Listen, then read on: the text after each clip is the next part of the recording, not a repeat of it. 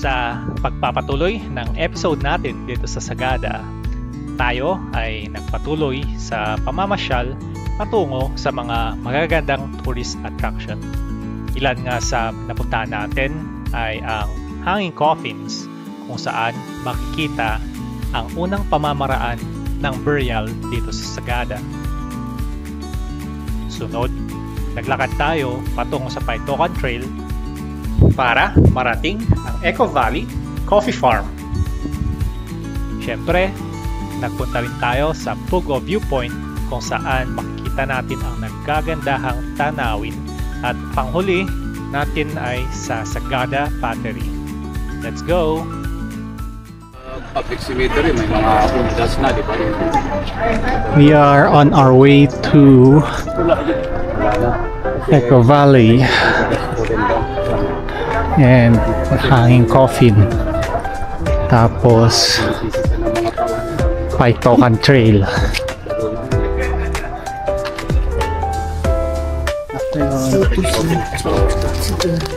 Taga saan ba siya?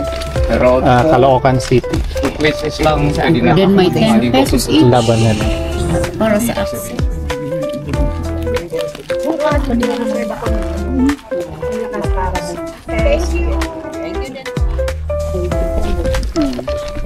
Ituro niyo, tignan pag nakangiti po nakita ang tao.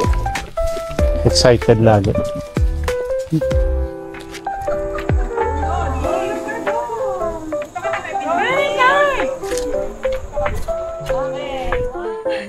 Ano mo ako?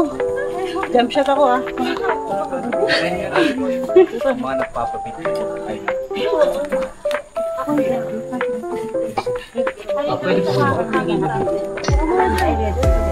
Meron ka lang ano?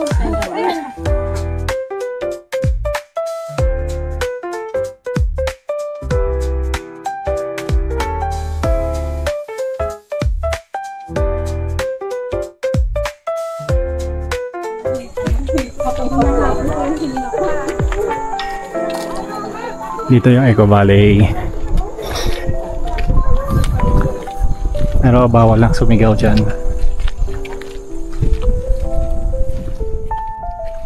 Wow. Ang bata kami, makyat kami doon. Doon kami naglalaro. Doon. Makyat kami dyan sa taas.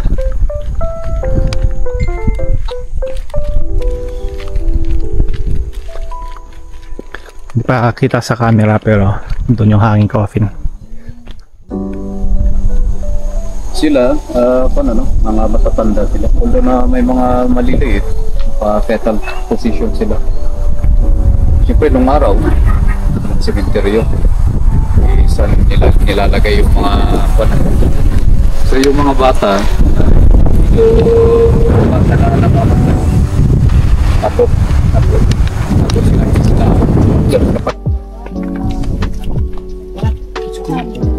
Meron daw siya.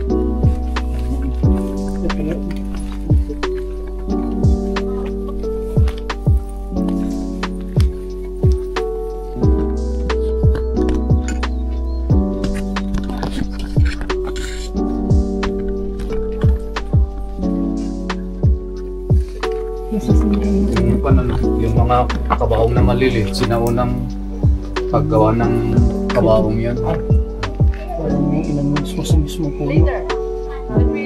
Actually, doon sa sa Lumiang, talagang buong buo yung trunk. Dito, naggamitan na siya ng mga kahit na maliliit sila. At naggamitan na ng mga carpentry tools. Sarap ko. Iniikot mo yung hirap na ako. Ubo ka lang din ito. Actually, ubo lang. Nababa yung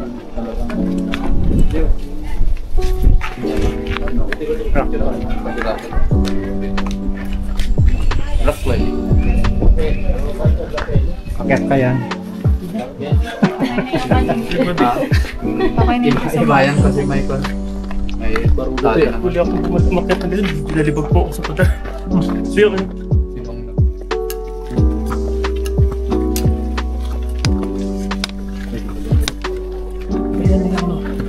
Dati sa libro lang natin nakikita.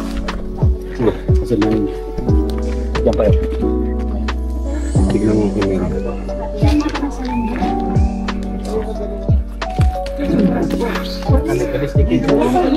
Dito sa paniniwala natin, we also believe life after death. Pero yung mga matagal, kagaya ng sinabi ko, it take almost 1 year para makumpleto yung yung proseso ng ritual na yon before the first anniversary nung namatay. Family will not do the ritual, it can actually give suffering to the pamilya. Especially yung may magkasakit, magkasakit na hindi nila alam ang dahilan.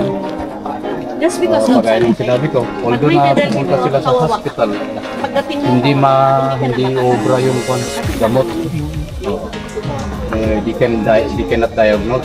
Even the doctor will give you the best medicine, hindi talaga it can cure. So, yun, kapag gano'n ang Ayan, so tapos na tayo sa hanging coffin. Next, baba tayo papunta ng Paitokan Trail. At may coffee shop doon kung saan pwede tayong mag-coffee time, coffee break.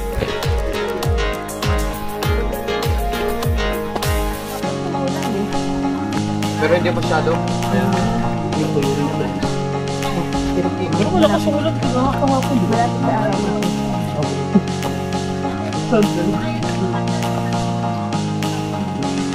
Dapat nalaman na camera.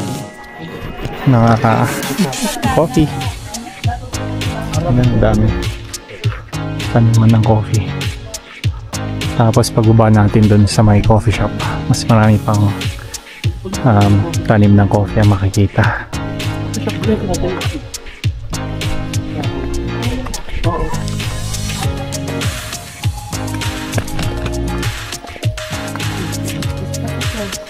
Huwag niyo akong gayahin.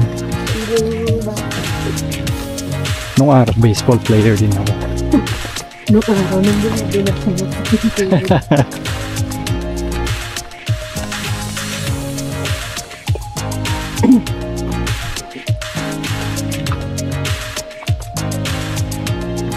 May mga hanging coffin pa doon.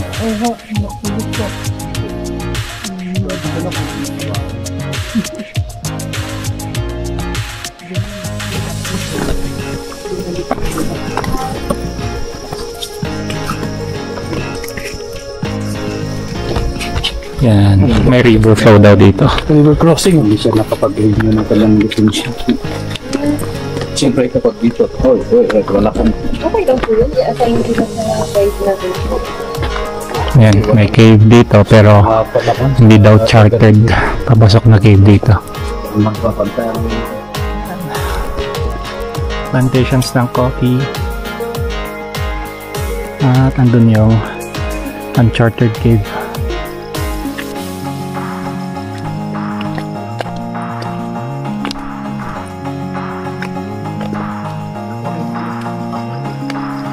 Dito na yung Paitokan Trail. And then dito, kahit na walang plantation ng araw, pag-akit ka sa mga bato-bato, may mga nakatubo na. Dito naman is, silang tumutubo kasi dito kasi may mga tinatawag nilang civic animal, yung alamid, kumakain ng kape. Actually, may mga vegetable farmer na protect sa kape na. Yung ano kasi, yung vegetable kasi, mahal. Ang una.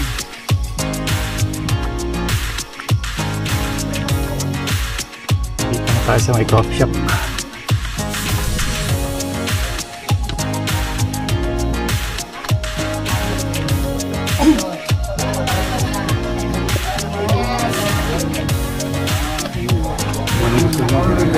Ito yung coffee shop. Dito, organic. Walang synthetic na... Treehouse. Wala, sumunod hanggang dito. mano-mano yung pag-grind ng coffee. Picture na lang tayo. Crackers.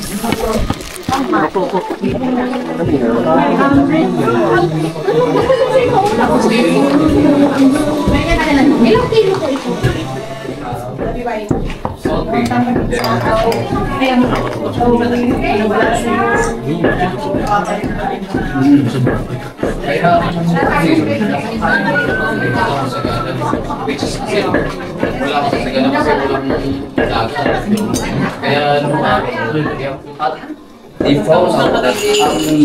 Napaka-importante sa saganan, especially sa kanilang fermented grapes, rice wine.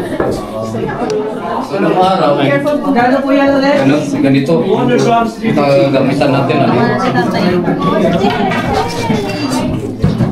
Thank you.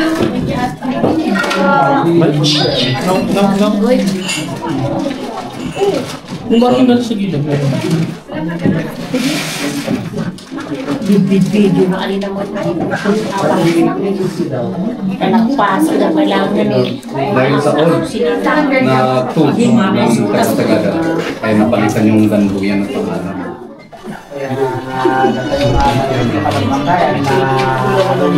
Homemade dag. Siyempre, nung araw, hihiling sila sa ritual.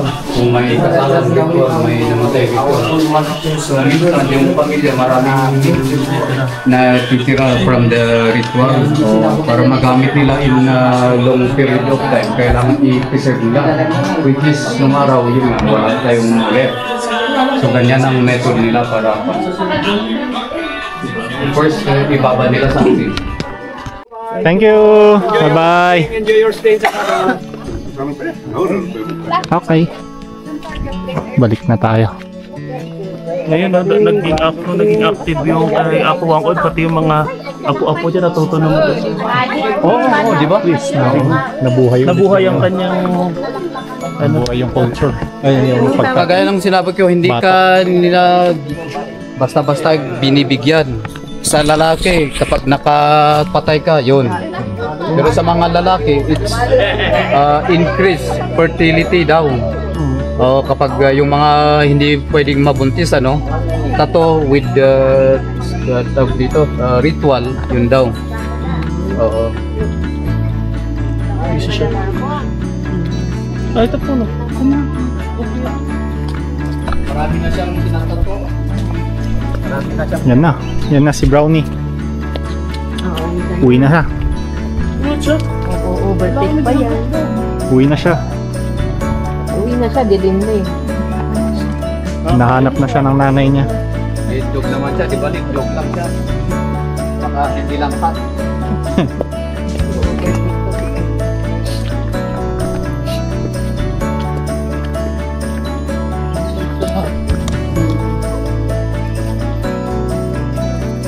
Ganda dito kasi may nagawang pathway.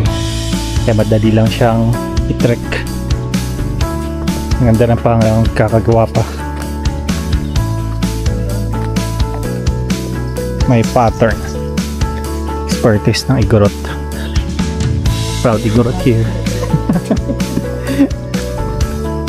Stone.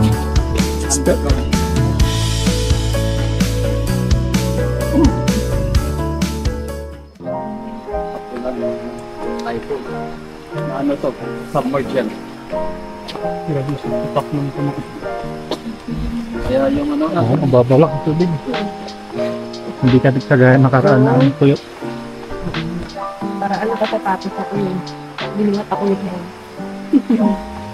Kasi nagabot. Artista ka pala eh. Sleep pa!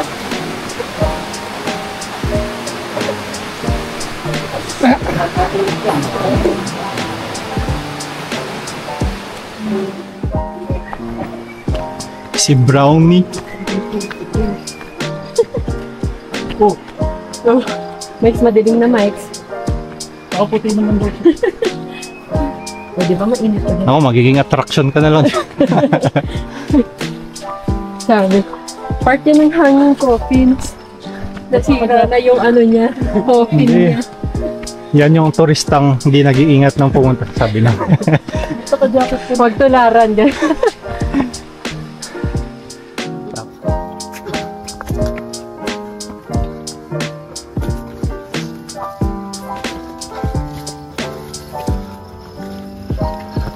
Uy, kusada to ah.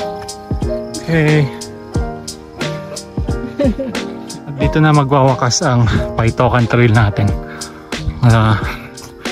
Pag-akyat yan sa taas, kalsada na Maynooth town proper. Yung nga lang apakyat.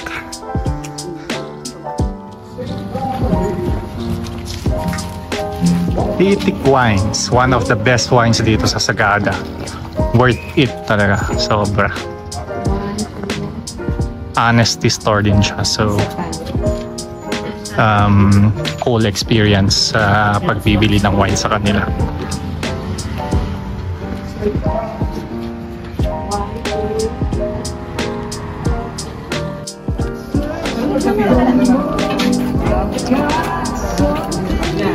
Siyempre pag Sagada hindi mawawala yung dumaan tayo ng Titik Wines, isang honesty store kung saan pwede kang makapili ng wines.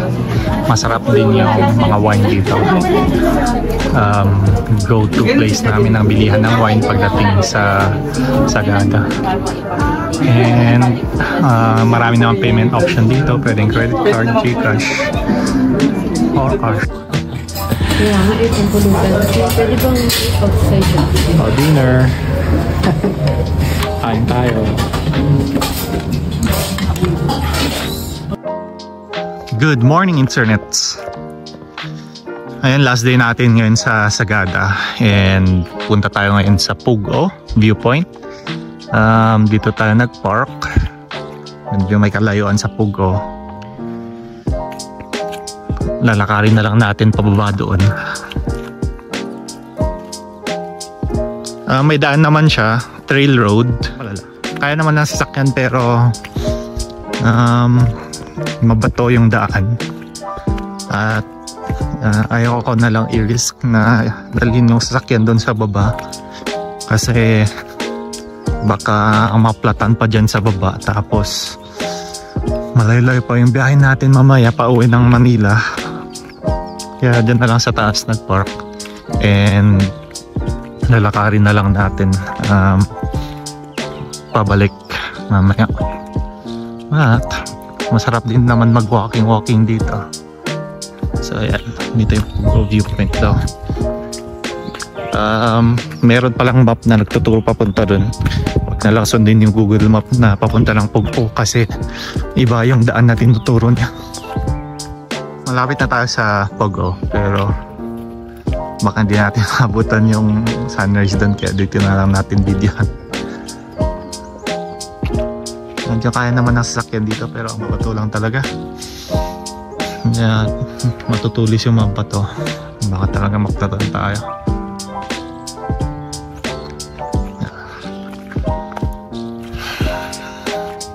Welcome to Pugo. Ito yung viewpoint. May konting sea of clouds. Sunrise.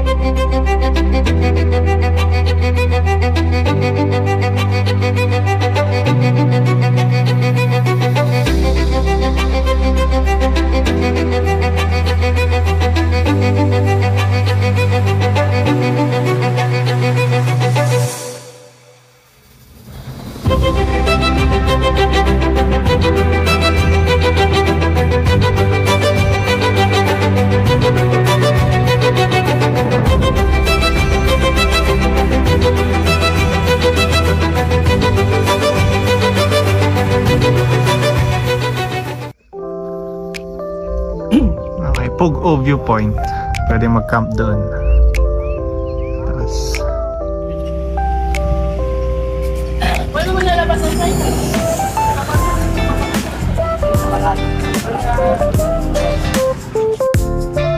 breakfast. Isang wow.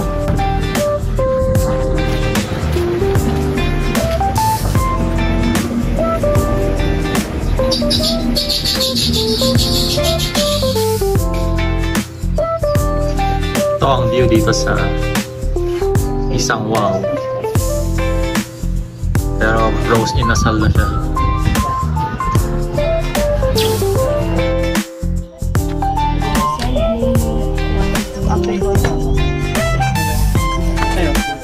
So, dito tayo sa Sagada Pottery and ito yung last itinerary natin for this travel sa Sagada.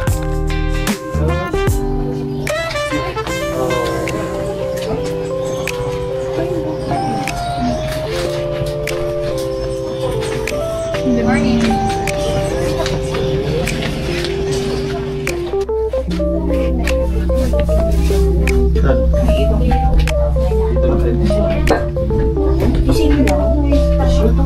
Ha?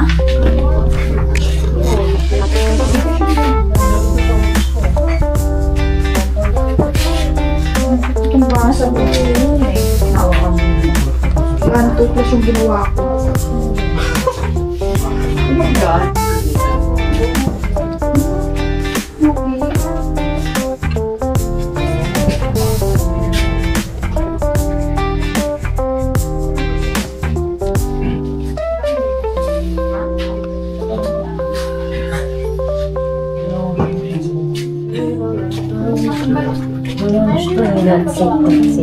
Picture ko sana kasi naalala ko. Nagbablog ko kasi marap pa na orin na lang nila mamaya.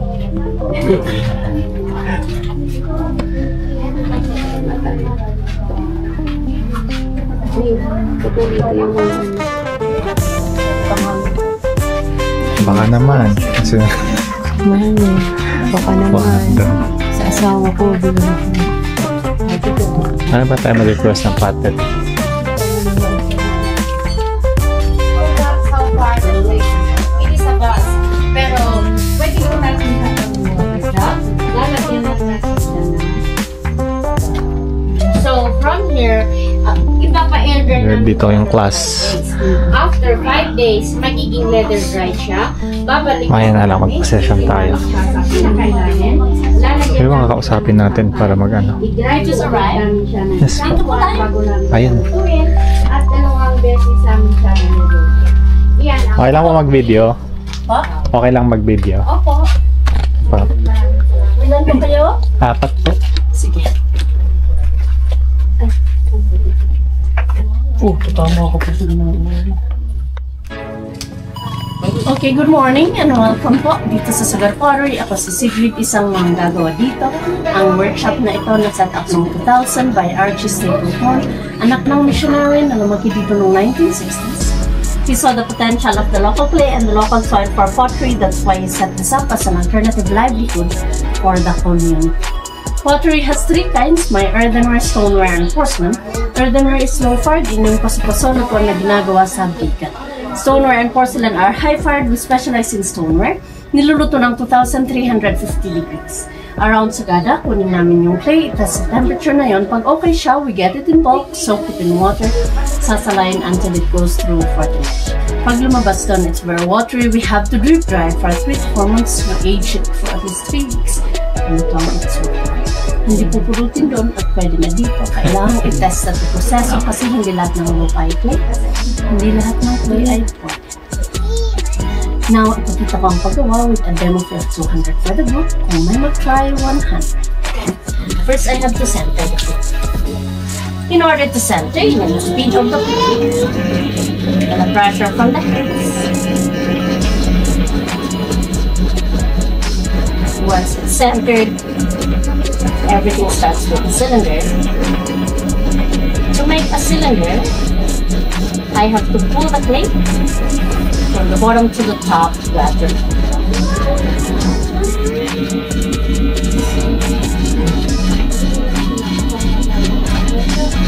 pulling the clay with both pressure from my left and right.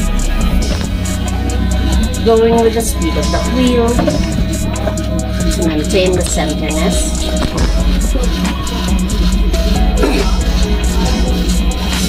Kamay ko ang mag-control sa clay. Not the clay controlling my hands. To keep the shape for it not to collapse. This is a very basic shape from here. You can make a jar, a bowl, or different shapes. At this point, there's more pressure from my inside hand, pushing it outwards to widen. Here in the middle, pressure from my right, pushing it inwards to narrow down. Then outwards again at the top to make a flower box. Pwede pang i-narrow down dito to enhance the shape if needed. It makes it a little bit sexy. Nice nito. Pwede rin maging pichal, paglagyan ng muso na ganyan. That's all I can do right now. I let it dry for 5 days. Okay. After 5 days, we pull the handle, trim the bottom, do anything that will enhance the beauty. Then we dry it for 1 month, air dry lang po.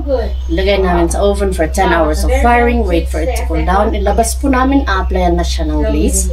Ang glaze yung nagbibigay kulay at nagpapakintab, but it doesn't come out upon application like paint. Kailangang iluto po ulit ng another 10 hours of glaze firing para ma-finish siya. Kaya po, safe siya for food containers. They're microwavable. The color doesn't. Okay, make a hole in the middle, press 2 times. Relax lang. Relax. Walang pressure sa labas.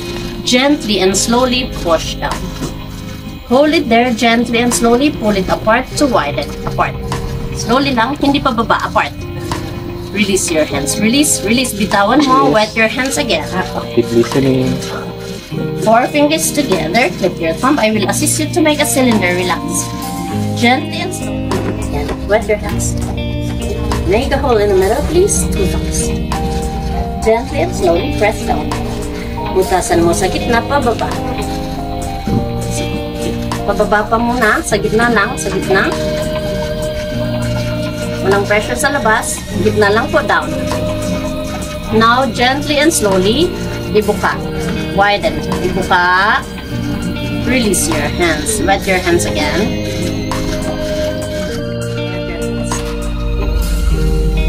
Make a hole in the middle. Press 2 thumbs, please. Ganito. Walang pressure dito. Hold lang. Hold lang, pero hold mo para ma-support siya. Hold mo. Hold. Feel the clay. Now, press down here. Hold it there. Pull it apart to widen slowly. Slowly. Release your hands. Release. Wet your hands again. I'll assist you at this point. 4 fingers together. Put your thumb. Relax, sir. Ito po ang hahawak.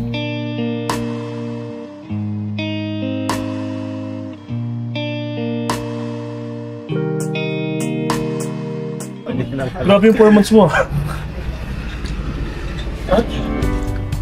Pero Paano kayo, po namin malalaman? sila ipapadala? Sa inyo? Sabay na lang. Sabay na lang. Kami na lang. Kami na lang Kami na po mag-pick up. Kuha? Kasi ang dami na ito nabalikan kasi bigyan na rin ko. Pasulata. Markingan.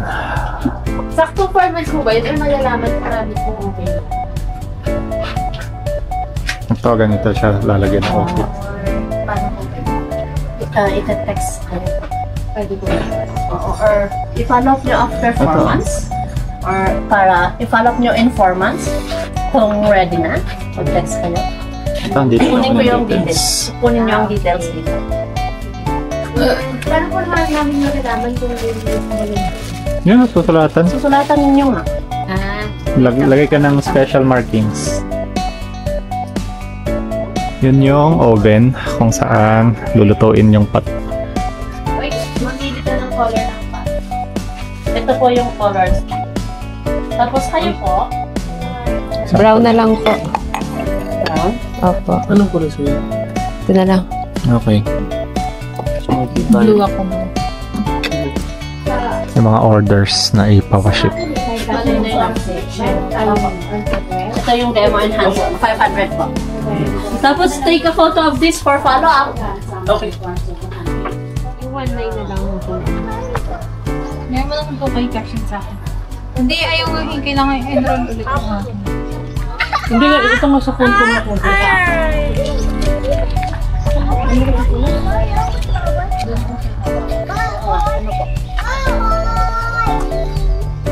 Wait! Look!